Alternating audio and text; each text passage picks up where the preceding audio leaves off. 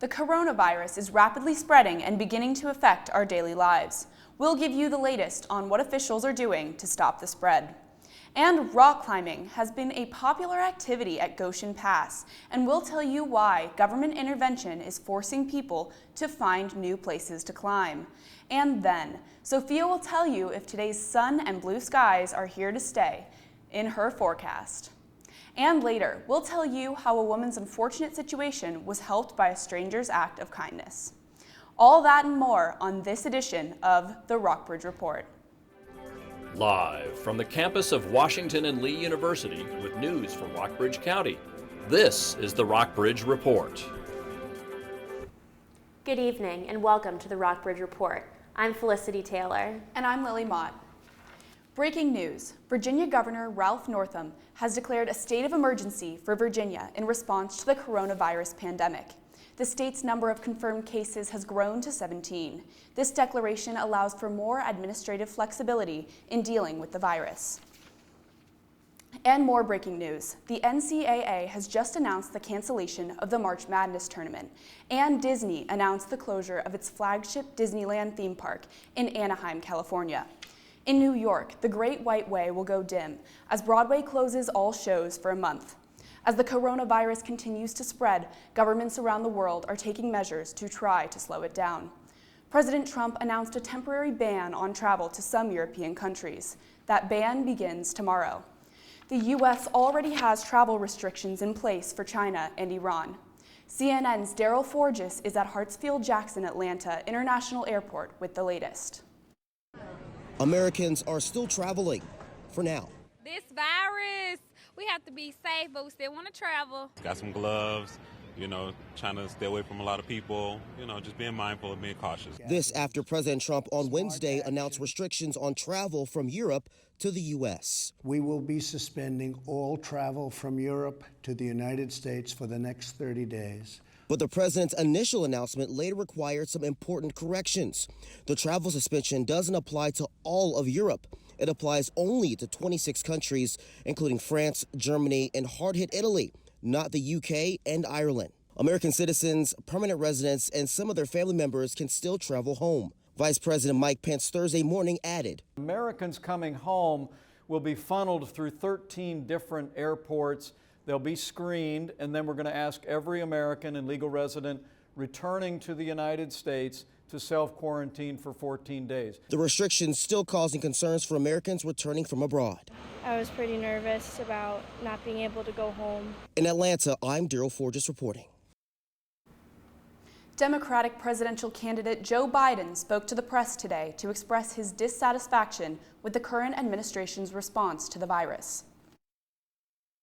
Banning all travel from Europe or any other part of the world may slow it, but as we've seen, it will not stop it. And travel restrictions based on favoritism and politics rather than risk will be counterproductive. But neither should we panic or fall back on xenophobia. Labeling COVID-19 a foreign virus does not displace accountability for the misjudgments that have been taken thus far by the Trump administration. The virus continues to pound the global financial markets. The New York Federal Reserve said it would offer at least $1.5 trillion worth of short-term loans to banks today and tomorrow in response to stocks falling at opening bell this morning. However, stocks continue to be down, with the Dow Jones Industrial Average down about 9.5% and the S&P 500 off about 10%. The latest sell-off comes after Trump announced the European travel ban yesterday. Universities, churches, schools, and healthcare providers around the area are focusing on prevention in response to the coronavirus pandemic. Even with no confirmed cases in our area, the Virginia Department of Health advises to keep your hands washed and to stay home when you're sick. To learn more about how organizations around the area are preparing for the virus, read Isaac Thompson's story at rockbridgereport.wlu.edu. For other news on how coronavirus is affecting the world, stick around for Catherine's sports segment, where we'll tell you about the latest cancellations of major sporting events. The race for the Democratic presidential nomination is becoming more clear after Tuesday's primaries. Joe Biden looks to be the frontrunner after going up in the delegate count by over 100. To all those who have been knocked down, to all those who have been counted out, left behind, this is your campaign. Just over a week ago, many of the pundits declared that this candidacy was dead. Now we're very much alive. Meanwhile, Bernie Sanders is looking to regroup as he suddenly finds himself going from the frontrunner after the Iowa caucus to now fighting from behind. Poll after poll, including exit polls, show that a strong majority of the American people support our progressive agenda. The two candidates will have their first head-to-head debate this Sunday. The debate has been moved from Arizona to Washington, D.C. amid concerns over the coronavirus. Former Hollywood mogul Harvey Weinstein will be spending the next 2 decades behind bars. The 67-year-old was sentenced to 23 years after being convicted of sexual assault charges last month. The Lexington City Council is working on a vision for city growth for the next 5 years, but city leaders are having a tough time seeing past the more immediate needs and expenses the city faces. Our James Laverty is live at City Hall with more on this story. The City Hall will meet a week from today to further discuss these issues. For the Rockbridge Report, I'm James Laverty. Over the last few years, construction workers seem to be digging up pipes on nearly all of Lexington's streets. City Manager Jim Hallis says it's not going to end anytime soon. And it'll be a mess. You know, there's no getting around it. Unfortunately, some of what makes us a charming community is the sort of the narrow streets and the proximity of the businesses and homes to the street and tight-knit neighborhoods, but that also means we don't have a lot of room for those utilities, and when you start working in those right-of-ways, unfortunately it interferes more with our daily lives. Councilmember Leslie Strawn worries about the finances for future infrastructure projects. All the lines eventually will have to be replaced in the city. Strawn is also worried about the upcoming costs of the jail. At some point we will have to address that issue. We're looking at opportunities through the court systems to try to divert them from jail and get them in treatment programs, particularly if it's drugs or minor offenses. Members said they worry about such costs, but they are also focusing on possible economic projects. I think everybody agrees that making sure we have adequate water and sewer is important to everybody in the city, and improving our roads as well. And then I think we'll be able to do some extra things like improvements at Jordan's Point Park. The project to make improvements at Jordan's Point Dam will be expensive. Right now, the city doesn't know exactly how it will pay for it. Mayor Frank Friedman says public safety and keeping the city running are the top priorities. But Hallis says development doesn't happen quickly. Over the long term, we're very focused on economic development, creating more of a tax base and more of an economic activity base here in the city. Mayor Friedman said there's still a lot of work to do. The opportunity for all of council to sit in a casual environment and talk with the city manager and city finance director and really get to know one another a little bit better. Next on the Rockbridge Report, no more rock climbing at Goshen Pass? We'll tell you why the state is cracking down on regulations and forcing people to find a new climb spot. We've had great weather this week with rain to come this weekend. More about that later on my weather forecast. And then we'll tell you how changes to state funding are affecting the Rockbridge County Schools budget. The Rockbridge County School Board thought it had come up with a budget for the coming fiscal year after the county supervisors approved it Tuesday.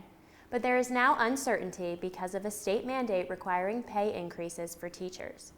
The new state budget calls for a 2% salary increase for teachers in 2021 and again in 2022. The county is now reassessing its needs for next year's budget, prioritizing state mandates over division needs. To learn more about how the school board is planning to handle this new mandate, read Sophie's story at rockbridgereport.wlu.edu. People who enjoy rock climbing at Goshen Pass will have to find new spots to climb. Last July, state officials started enforcing a no climbing policy in the Natural Heritage Preserve, but many locals and tourists alike are unaware of the change. Jackson Sharman takes us there. James Dick loves rock climbing.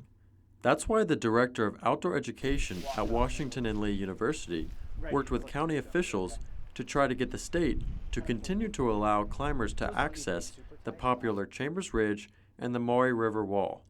The state has never technically allowed rock climbing, but state officials did not enforce the rule until last July. The reason why we rock climb is because it's fun. It's awesome.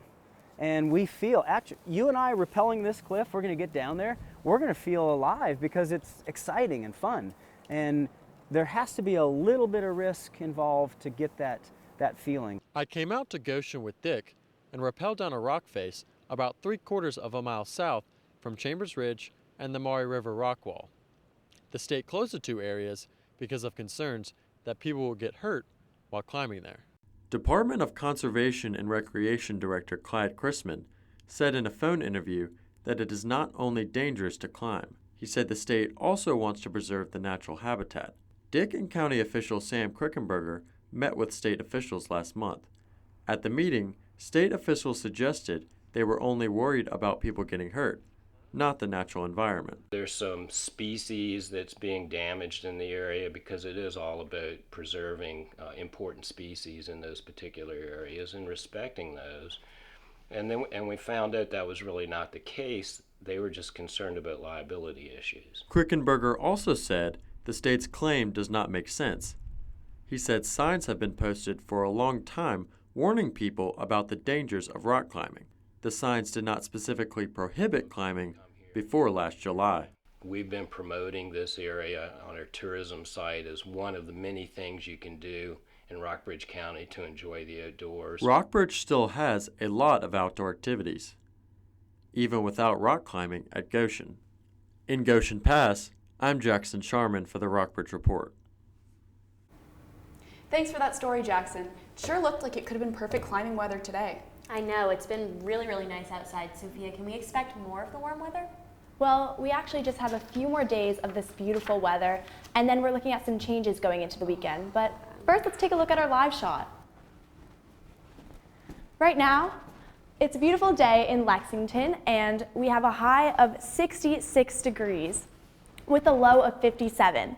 The barometric pressure is at 29.95 degrees or inches of mercury, and it's a fairly windy day with 9 miles per hour and a bit humid at 50%.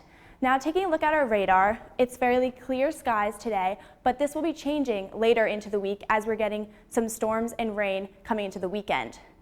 Now let's take a look at our radar or our regional forecast. So now here in Lexington, we have 66 degrees. Everything in this region is in its 60s.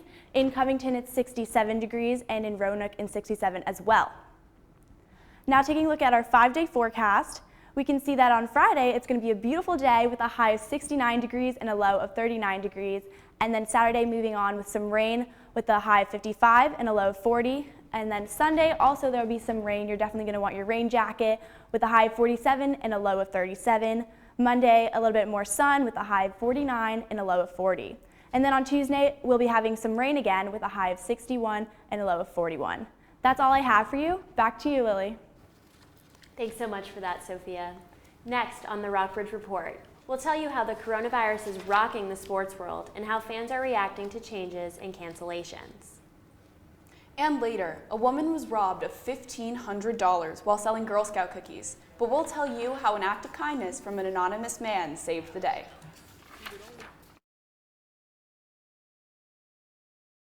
The Rockbridge County School Board voted unanimously on Tuesday to rename the high school athletic complex after 2 local servicemen. Chase Prasnicki and Andrew Ross both attended West Point after graduating from the county high school. Both men died in combat in Afghanistan from improvised explosive devices. Prasnicki passed away in 2012 and Ross in 2018. The athletic complex will be renamed Prasnicki Ross Field and Veterans Stadium in their honor. So I heard the latest cancellation in the sports world is March Madness. What does everything else look like? Yes, unfortunately, that's the latest update on the coronavirus impacting the sports world. The rapid spread of the coronavirus has led to the suspension of the NBA season, NHL season, MLB opening day, and countless other events. But how are fans handling this news? CNN's Liz Nagy has their responses.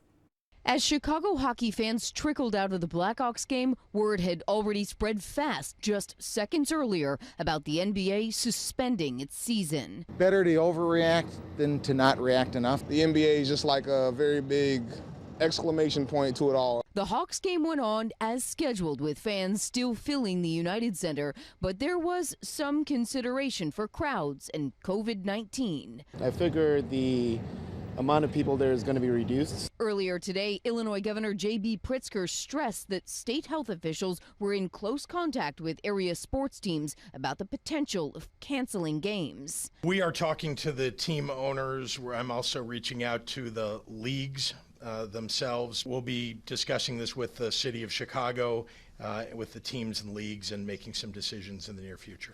The NCAA is following suit for its March Madness tournament after tonight. The organization said in a statement the decision is in the best interest of the public health, including that of coaches, administrators, fans, and most importantly, our student athletes. It's getting serious, and that's actually bad news because I was planning on being out in Vegas for the March Madness. And in a blow to tradition, Chicago's famed St. Patrick's Day parade won't step off on Saturday. There's just too much risk of spreading COVID-19 through a massive crowd. We concluded that having a parade at this time posed unnecessary risk to the public's health. Along with March Madness, the NCAA has called for a complete cancellation of all winter and spring sports championships. The Generals men's lacrosse team fell to the 9th-ranked Gettysburg College yesterday after the Bullets produced a 4-goal run. The Generals battled back to take an 11-8 lead after being down 1-5 in the first quarter. However, with 47 seconds left in the game, Gettysburg took the lead and secured the win. The lacrosse team will face Hampden-Sydney College on Saturday. Men's tennis recorded an 8-1 win over Wittenberg last weekend. Senior Mitchell Thomas recorded his 100th career win after winning both number 2 singles and number 3 doubles. The Generals will return to action on Saturday against number 14, Mary Washington. Sophomore pole vaulter Joe O'Connor will compete in the 2020 NCAA Division III Indoor Men's Track and Field Championships tomorrow. One of 20 competitors to qualify in the event, O'Connor cleared 4.83 meters at the ODAC Championship on March 1st, breaking his own school record and recording the new ODAC Championship meet record. O'Connor is the first general to qualify in the event since 1988. And an exciting game on Sunday, the 6th-ranked WNL women's lacrosse team defeated Gettysburg, ranked number 3, 12-9. It was the first win for WNL against Gettysburg since April 1993. Following the win, the Intercollegiate Women's Lacrosse Coaches Association awarded 2 generals honors this week. Sophomore attacker Catherine Faria earned Division III Offensive Player of the Week after posting 4 goals during the Gettysburg game, while senior defender Caitlin Anderson earned Defensive Player of the Week. 18th-ranked women's tennis won 9-0 against Virginia Wesleyan during their senior day matches this past Saturday. That's it for sports today. Back to you guys. Thanks, Catherine. When the mother of a Girl Scout got a phone call from a man wanting to help replace the $1,500 that was stolen from her, she thought he'd give her about $50 or $100, but that's not what he had in mind. CNN's Sam Ford has the story. I had an angel come to me this morning at 8:45 and said, "I'm so sorry what happened to you." We told you the story of Tracy Brown, Girl Scout mom on Capitol Hill selling cookies with her 7-year-old daughters, who was robbed Monday afternoon by a sneak thief who saw her put the money bag in her minivan and had it by the time she noticed. So I tried to grab him by his dreadlocks, and they slipped out of my hand. Struggling, she ended up on the pavement, she said, and was hit by the getaway car and minus $1,500 that she had in the money bag. An ABC7 viewer who saw our story called her this morning saying he wanted to help. When I saw this pop up on my phone as a transfer, I didn't know what I just screamed. And I said, man, that's terrible. He would only tell us he was a retired military man, a Mr. Jones in Maryland. So you took care of the whole $1,500? Yes, I was able to do it, and I'm happy I can. I wish I could do more. She met the Girl Scout rep at the bank. That person also wanted anonymity. I immediately wanted to run to the bank and get that money out of my account, and and give it to the Girl Scouts. This is going to be such a wonderful lesson for my girls. I'm going to teach them that there are really good people in the world. That's all for the Rockbridge Report. Thanks for watching. You can stay current with local news by logging on to rockbridgereport.wlu.edu.